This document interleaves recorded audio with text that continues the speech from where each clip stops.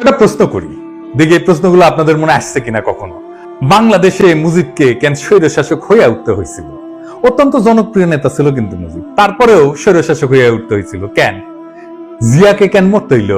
সামরিক ব্যাকগ্রাউন্ড থেকে আসা পরেও কেন জিয়াকে স্বৈরশাসক হইতে হয় নাই? কেন জিয়াকে মাইরা ক্ষমতায় এরশাদকে বসাইতে হয়েছিল? কেন এরশাদকে স্বৈরশাসক হইতে হয়েছে? কেন হাসিনাকে ফ্যাসিবাদ কায়েম করতে হয়? এই প্রশ্নগুলো পরিষ্কার উত্তর না পেলে আপনি কখনোই বুঝবেন না বাংলাদেশের সামনে বিপদগুলো কি কি, এবং কেন বিএনপির বিরোধিতা করাটা আপনার জন্য ফরজা কিফায়া।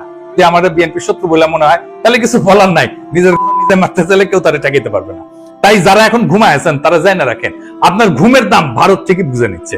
আপনার ভূখণ্ড ব্যবহার করে, আপনার নদী হত্যা করে, আপনার ভবিষ্যৎ বন্ধক রেখা, আপনার গণতন্ত্রকে লাশ বানায়, তারা আগ্রাসনকে সৌহার্দ্য বলে চালাই দিচ্ছে। আর আপনি একটা দলকে বাঁচাতে গিয়ে পুরা জাতিকে খাদের দিকে ঠেলে দিচ্ছেন। আপনি ভারতকে বন্ধু পাবেন?